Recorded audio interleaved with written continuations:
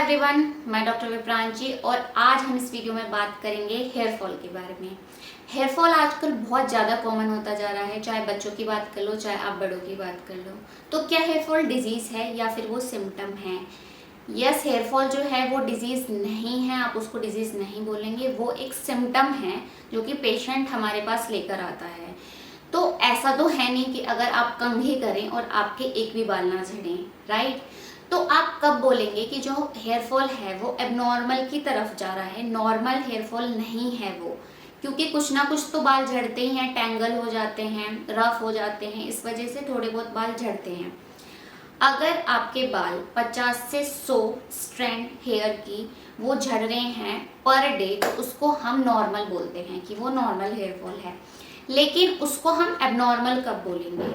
अगर जो बाल झड़ रहे हैं आपके वो रीग्रोथ नहीं हो रहे हैं, दूसरे बाल नहीं उग रहे हैं, सिर्फ झड़ते जा रहे हैं आपके स्कैल्प पे से, तो आप उस चीज़ को बोलेंगे कि ये अबनॉर्मल की तरफ जा रहा है और अब हमें थोड़ा इन चीज़ पे ध्यान देना है और मेडिकेशन की नीड भी है। तो क्या कॉजिंग फैक्टर हैं जो हेयर फॉल को कॉज कर रहे हैं आजकल? उसमें सबसे पहले आता है स्ट्रेस। स्ट्रेस जो है वो आजकल का लाइफस्टाइल का एक पार्ट बन गया है। इस वजह से हर एक डिजीज़ का सबसे main leading factor, causing factor जो है वो स्ट्रेस ही है। तो स्ट्रेस है, स्मोकिंग बहुत बड़ा रीज़न है हेयर फॉल का, और मल्टीपल विटामिन डिफिशिएंसी अगर पेशेंट के अंदर है तो आपको हेयर फॉल ज़रूर देखने को मिलेगा। बहुत बड़ा कॉजिंग फैक्टर है ये। प्रेगनेंसी के दौरान आपको हेयर फॉल देखने को मिल सकता है, पोस्ट डिलीवरी हेयर फॉल देखने को मिल सकता है। अगर मैं बात करूं पानी की, तो जहां का पानी थोड़ा हार्ड होता है वहां भी पेशेंट शिकायत करते हैं कि हमारा बहुत ज़्यादा हेयर फॉल हो रहा है जब से हमने यहाँ पर शिफ्ट करा है। तो पानी भी बहुत मेजर रोल प्ले करता है हेयर फॉल के लिए। आपकी हेरेडिटरी भी हो सकता है हेयर फॉल। अगर आप बहुत पुअर डाइट ले रहे हैं तो भी आपको हेयर फॉल की शिकायत हो सकती है। अगर आप किसी भी मेडिकेशन पे हैं, लॉन्ग लास्टिंग मेडिकेशन पे हैं जो आप सालों से लेते आ रहे हैं, तो बहुत सी ऐसी दवाइयां हैं जो हेयर फॉल को कॉज करती हैं।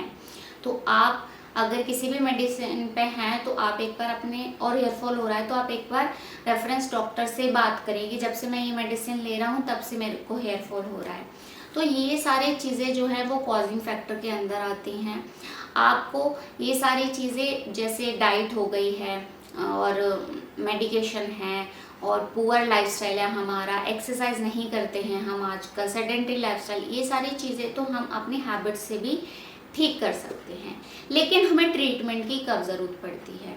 देखिए, जब आपके बाल झड़ना अभी अभी स्टार्ट हुए हैं तो आप अपनी हैबिट से उसको ठीक कर सकते हैं। जो भी मैंने कॉजिंग फैक्टर बताए हैं आप उन्हें अपनी लाइफ से हटा दीजिए, तो आप अपनी हेयर फॉल को खुद भी ट्रीट कर सकते हो। लेकिन अगर एक ऐसी स्टेज आती है जब आप ये सारी चीज़ भी मैनेज कर लो, चाहे कितना भी मैनेज कर लो, हेयर फॉल फिर भी रुकता नहीं है, होता ही चला जाता है, तो आपको उस टाइम पे मेडिसिन की ज़रूरत पड़ती है। तो आज हम बात करेंगे एक होम्योपैथी सॉल्यूशन के बारे में जो कि आपके बालों के लिए रामबाण साबित हो सकता है।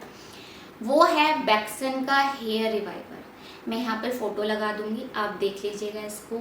ये बहुत अच्छा सॉल्यूशन है आपके बालों के लिए। जैसे कि इसका नाम ही हेयर रिवाइवर है, तो ये जो आपके हेयर लॉस हो रहे हैं उसको आपको रीग्रोथ करने में हेल्प करेगा, राइट। इसके अंदर क्या क्या फॉर्मुलेशन है पहले मैं उसके बारे में बात करती हूँ। तो इसकी कंपोजिशन में 4 होम्योपैथी दवाइयाँ हैं। सबसे पहले जबोरेंडी। आपने अगर पहले कोई भी होम्योपैथी ट्रीटमेंट लिया है तो जबोरेंडी जो है वो हर एक डॉक्टर आपको हेयर फॉल में सजेस्ट करता ही करता है। जबोरेंडी है जो आपको हेल्प करेगी, आपके अगर रूट जो है वो वीक होते जा रहे हैं उनको स्ट्रेंथन करने में हेल्प करती है। जबोरेंडी बहुत अच्छी दवाई है अगर प्री मैच्योर ग्रे हेयर हो रहे हैं आपके, तो उसमें बेस्ट मेडिसिन है ये जबोरेंडी। सेकंड पे आती है अर्निका। अर्निका भी बहुत अच्छी दवाई है अगर आपके बाल पतले होते जा रहे हैं और बालों में बिल्कुल भी जान नहीं रही है। वो पॉल्यूशन की वजह से भी हो सकता है, अगर आप ज़्यादा हीट वगैरह अपने बालों में यूज़ करते हैं उसकी वजह से हो सकता है, कलरिंग की वजह से भी हो सकता है। तो अर्निका बहुत अच्छी दवाई है। थर्ड नंबर पे आती है कैंथारिस। कैंथारिस आपको हेल्प करेगी अगर आपके स्कैल्प में डैंड्रफ है और अगर आपको कोई भी स्कैल्प इन्फेक्शन है तो कैंथारिस बहुत अच्छी दवाई है। और लास्ट में है इसमें सिंकोना ऑफिसनालिस, वो भी आपके बालों को स्ट्रेंथन करने में, टूटने से बचाएगी, मजबूत करेगी, नरिश करेगी। ये तो चारों होम्योपैथी मेडिसिन का सॉल्यूशन है, ये एक बहुत अच्छा सॉल्यूशन है। अब मैं क्यों आपको ये सॉल्यूशन रिकमेंड कर रही हूँ, इसका जो सबसे पॉजिटिव पॉइंट क्या है वो है कि ये नॉन ऑयली और नॉन ग्रीसी फॉर्म में है। ये आपको मिस्ट फॉर्म में आता है। देखो, जब भी कोई पेशेंट आता है हेयर फॉल का, तो हम उसको मेडिसिन प्रेस्क्राइब करते हैं, और आप कोई भी ऑयलिंग या फिर मेडिसिन अगर हम कुछ भी उसको रिकमेंड करेंगे तो वो थोड़ा ग्रीजी फॉर्म में होता है, ऑयलिंग वगैरह मेडिसिन जो भी हम रिकमेंड करते हैं। तो आजकल का जो लाइफस्टाइल है उसमें लड़कियां हैं वो कॉलेज पढ़ेंगी, मेल्स हैं, बॉयज़ हैं, वो भी कॉलेज जाते हैं, और डेली उनको बाहर जाना ही होता है। ऐसा तो नहीं आप घर में बैठ सकते हैं। तो ऑयलिंग और जो अगर मेडिकेशन है उसकी ग्रीजी फॉर्म जो है वो आप डेली अप्लाई नहीं कर सकते हेयर पे, क्योंकि आपको हेयर वॉश करना पड़ेगा, और ज़्यादा हेयर वॉश करना भी बालों के लिए बिल्कुल ठीक नहीं होता है। आ रही है आपको बात समझ में? तो ये फॉर्मुलेशन जो है वो नॉन ऑयली, नॉन ग्रीसी है। इसकी वजह से ये बहुत अच्छा सोल्यूशन आपके बालों के लिए। चारों होम्योपैथी मेडिसिन का जो कॉम्बिनेशन है वो बहुत अच्छे से फॉर्मुलेटेड करा गया आपके बालों के लिए। आप इसको ज़रूर यूज़ करें। इसको आपको यूज़ कैसे करना है अब मैं आपको ये बताती हूँ। ये मिस्ट फॉर्म में आता है। आपको जहाँ पर भी ऐसा लग रहा है कि मेरे बाल यहाँ से टूटते जा रहे हैं, हेयर लॉस हो रहा है, रीग्रोथ नहीं हो रही है, डैंड्रफ है या पैचेस बनते जा रहे हैं, आप वहाँ पर इस मिस्ट को स्प्रे करिए दिन में 2 बार, एक बार मॉर्निंग में और एक बार सोने से पहले। 1 महीने तक आप इसको यूज़ करिए। मिनिमम आप 1 महीने में रिजल्ट्स आपको खुद देखने को मिल जाएंगे कि कितना अच्छे रिजल्ट्स हैं इसके। 1 महीने से लेके 3 महीने तक आप इसको यूज़ कर सकते हैं।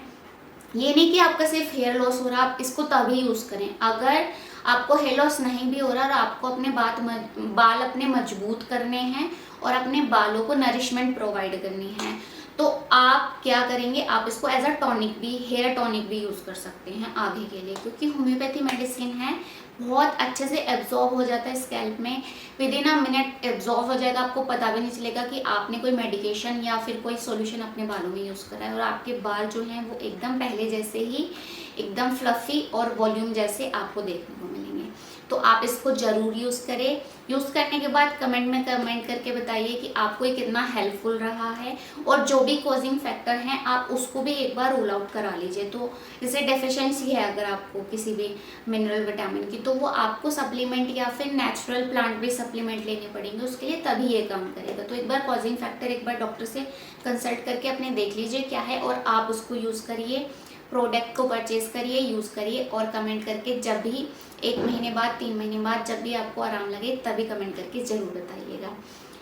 होप आपको वीडियो इन्फॉर्मेटिव लगी हो। अगर इन्फॉर्मेटिव लगी हो, ज़्यादा से ज़्यादा लोगों को शेयर करिए। Thanks for watching.